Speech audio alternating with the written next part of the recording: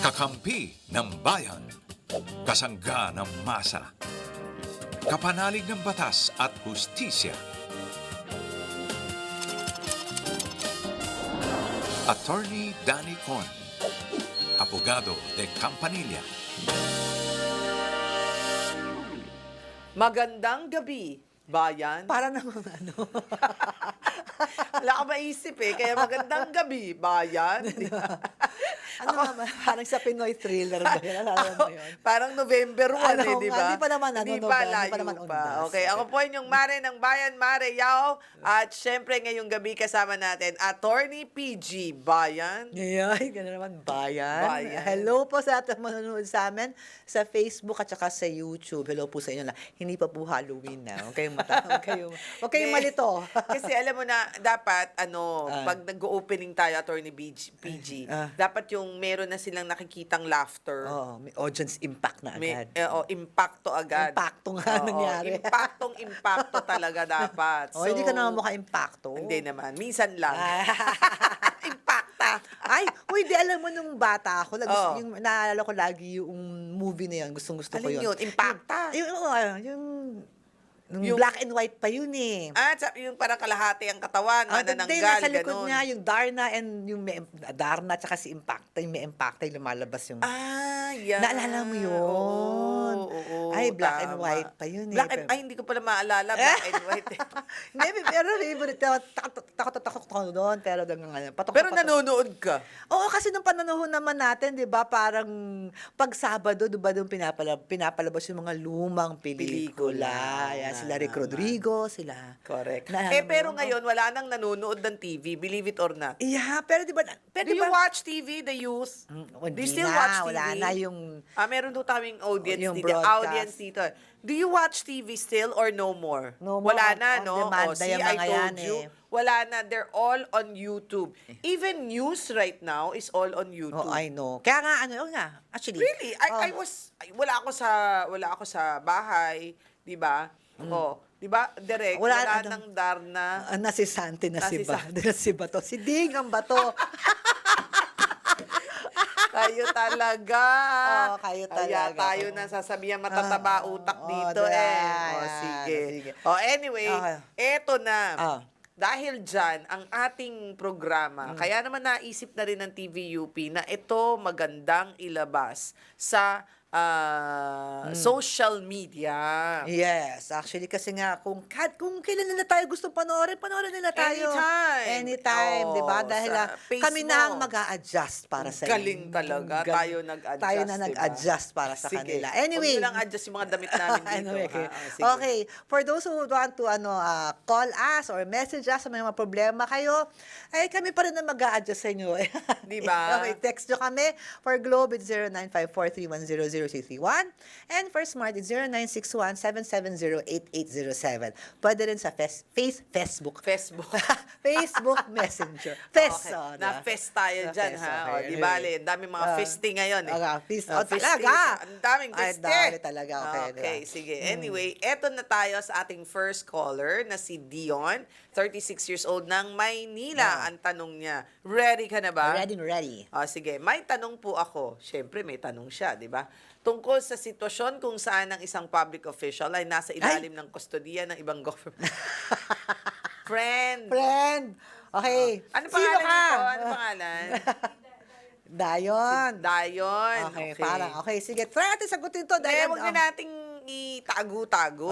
Ipag-usapan na sige. natin. Try na Magandang natin sagutin pag-usapan. to, eh. Diba? Oh. Nasa kustodiya ng isang government body at sinasabing pinipigilan magpatupad ng warrant of arrest. Diba nga, sinasabi natin the last few days na napakaraming matatalinong abogado.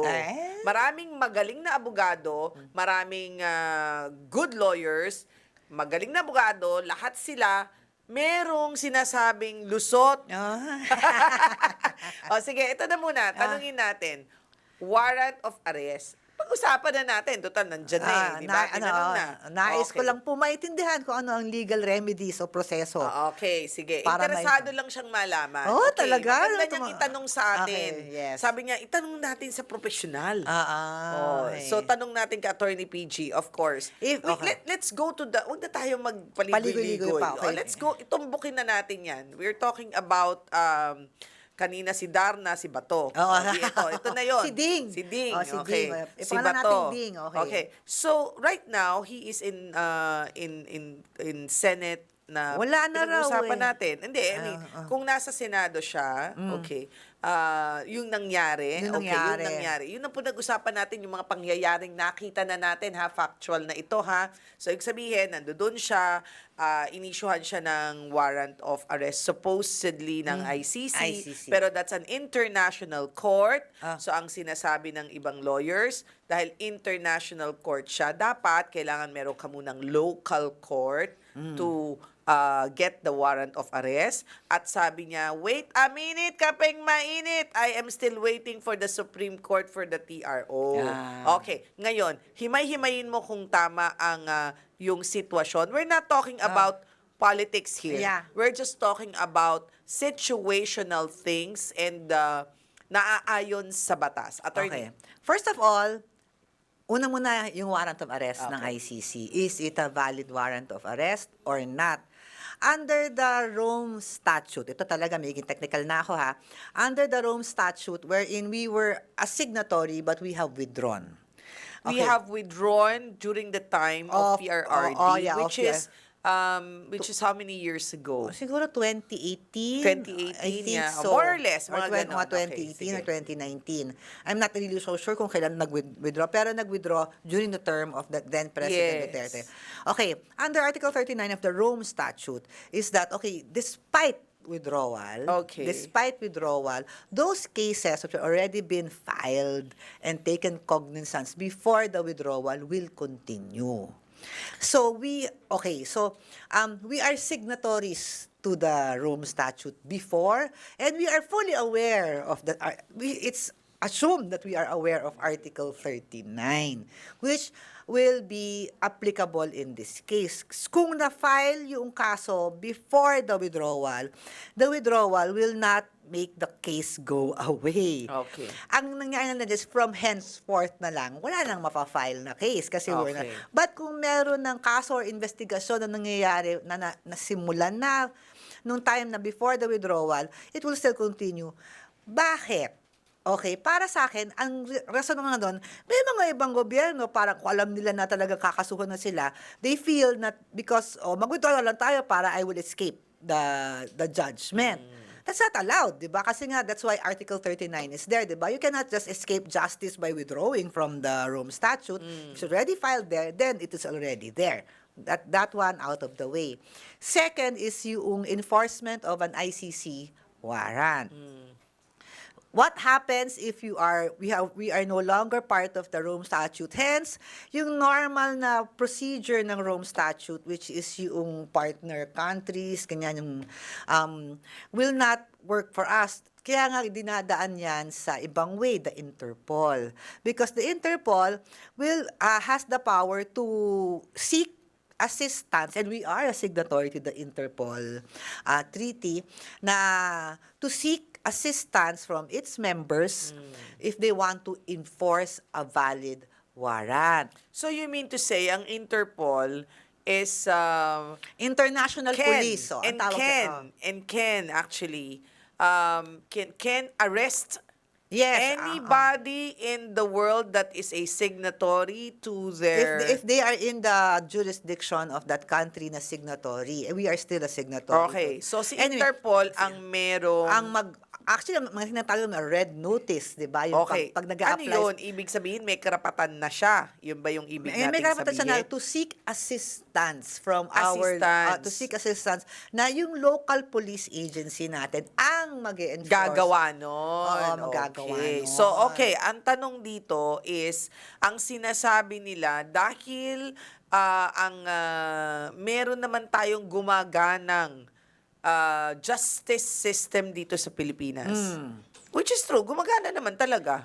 Well, isa yung gumagana, isa yung the possibility of those of getting justice. Kasi yun nga yung isa sa mga requirements sa ICC, di ba?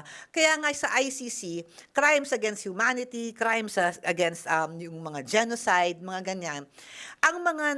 Usually ang mga nakakasuhan dito ay heads of state or yung mga general, those who are in power at the time of the conduct of the kung ano yung krimen Understand, Oo. okay. And still wielding influence that Okay, most likely hindi aandar Right. yung Okay, justisya let's sa go kanila. back to the question kanina that okay, so dapat local authorities natin, Oo. Interpol nagsabi sa local authorities kung Oo. yun ang dapat na Yes, oo. sequence, Which no? I think in this case nangyari nga. Kaya nga nag-apply ng TRO. Okay. Kasi nga they wanted to stop the enforcement Okay. of that warrant of arrest by our local police Okay, officers. bago tayo Oo. pumunta dun sa caller natin, ito siguro yung kaninang tinanong na kasi nga nagkaroon ng kaguluhan dyan sa may Senado na, no? Dahil sinasabi ng Senado, teka muna, wait lang, nasa session kami, nag-iintay kami dito ng impeachment mula sa Kongreso, yung papeles, dahil minumove na. Yan. What's parliamentary immunity? Yes, Okay. what is the to the extent? Although I believe nung nanonood ako noon, Na-explain naman yung na-explain naman na they are also willing to surrender bato if necessary. Okay, ang parliamentary immunity, madaming klase yan. Una is yung kunya privileged speeches are immune from libel. Okay. There's also parliamentary immunity wherein a sitting senator or congressman cannot be arrested but only for crimes that are 6 years and below. Only Okay. for crimes that are 6 years and So, below. okay. 'Di ba? So, you cannot be arrested within the and But of while course, Congress is in session. Yun. Dalawa yun, ha? Congress are in While session. Congress is in session, and if your crime is 6 years below, Okay. you cannot be arrested. But isa lang doon mawala. Let's say it's Less than 6 years. Siya more than 6 years. more than 6 years. So wala na yun. Wala na yun. Ngayon, kaya hindi siya nakakuha ng TRO. Hindi siya nakakuha ng Got it. TRO. So in short, although magkakaiba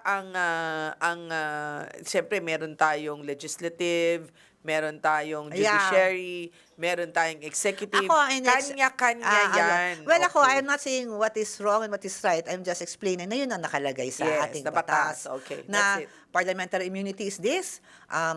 If there is a warrant of arrest, Interpol can come in. We are a signatory to Interpol and we are duty-bound to execute it. Yeah. Because in the same manner na pag meron tayong gustong tulong sa Interpol, kailangan tutulungan rin tayo ng mga ibang mga bansa, So, di ba? anong ginagawa natin kay Saldico? Ayun na nga, isa pa yun.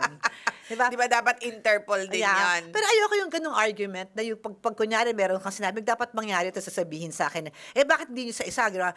Di, gagawin rin namin yun. Dapat Oo. gawin. Pero that's a Yes. fallacious philosophical argument na just because you're asking for something, you will go to another, not why it hasn't been done. It doesn't work that way. Oh, Okay, tama, diba? tama. Magkaiba naman kasi yun. At saka Okay? sabi nga ni Derek, si Trillanes na aresto sa Senado tama. Kasi nga, dahil hindi nagbibigay ng immunity ang Senado, supposedly, sa isang taong merong Oo nga, kasi, warrant oo. of arrest. Pero ang nangyari kasi sa Senado is that parang they do not now recognize the ICC warrant. No, my question is, Well, not because they all, were in but some caucus senators. na sinasabi ni Senator Alan Peter Cayetano that time, and because they're waiting for that, is that considered a session or hindi?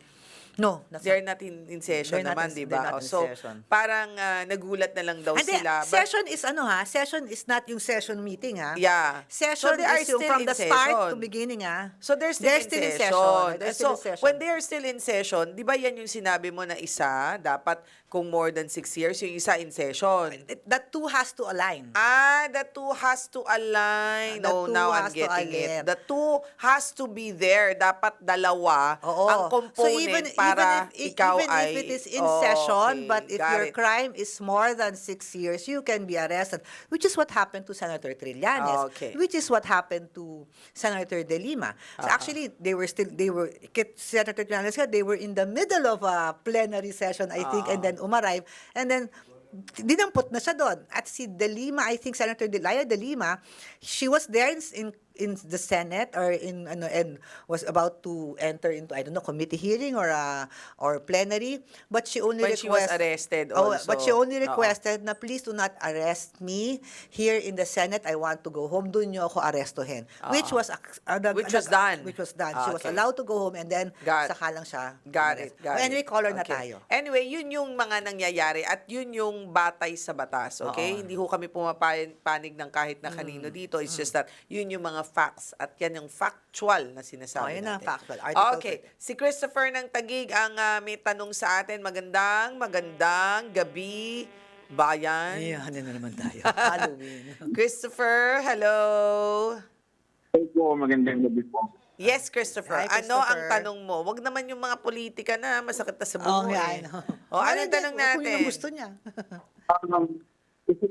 Kasi po, naging biktima po ng Ay, ng naku. fake na online. Wait lang. Choppy. Isa pa. Medyo lumihis-lihis ka ng konti. Para for Itaas a mo ang better kamay mo. signal, Christopher. Itaas ang kanang kamay. Sige, na po. sasayaw na tayo ng Hawak mo ang beat.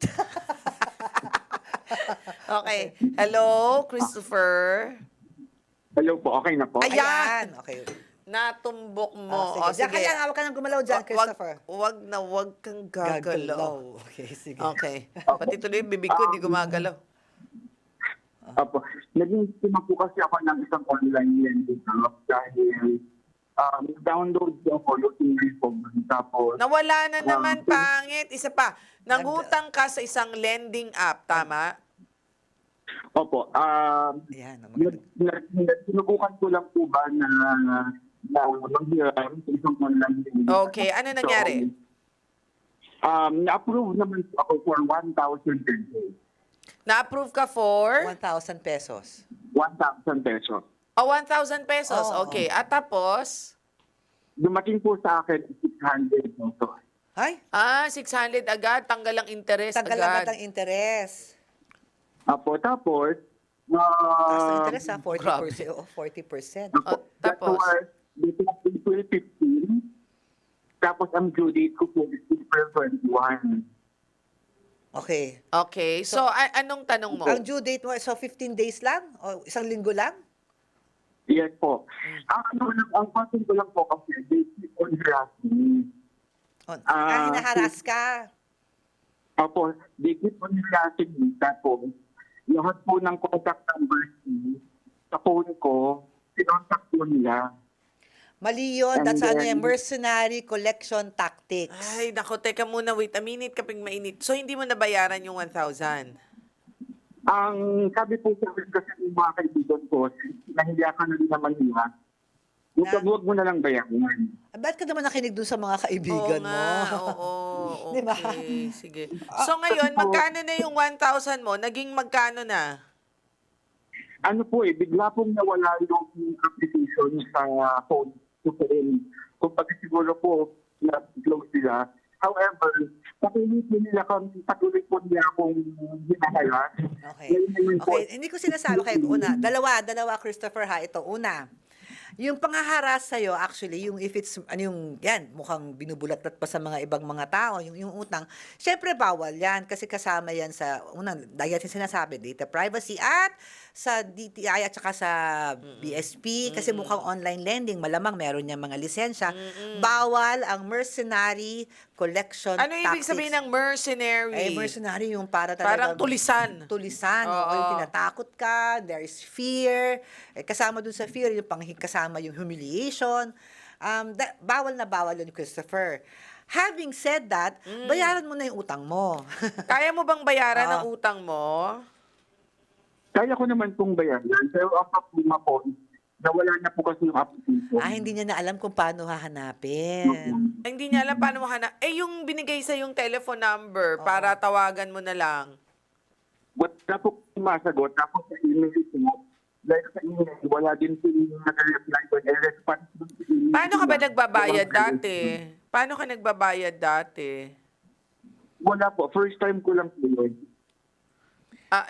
First time tapos hindi mo binayaran lahat. Alam mo, ang problema niya, hindi lang sa harassment, but parang, nung nag-haras, yung mga nanghaharas, yung nagsabi na ganyan, na sinisira yung pangalan mo, may number ba yun? Di ba usually kasi, Oo nga. kasi ganito yan ha, Christopher, usually yung mga ibang kumpanya, kunyari kung hindi nabayaran yung utang, they contract out the collection to another Third-party agent. to a third-party agent. So, yung third-party agent yun, nagbigay ba ng number or ng contact number dun sa mga ibang mga kaibigan mo? Kasi honestly, Christopher, sa halagang 1,000, gusto ko Oo bayaran nga. mo na yan. Oo nga, nang matapos Para na. matapos na yan. Oo, at hindi ka pa magkakaroon ng ano. At saka, pag nagkaroon ka ng kaso dahil sa 1,000, yung pamasahe mo, yung papunta Oo mo ng nga korte, yung pabalik mo ng korte, yung kakainin mo papunta ng korte, more than 1,000 na inis ka pa. Hindi, pero kasi ang inaasahan nila is kaya siguro nag-advise yung mga ibang kaibigan niya.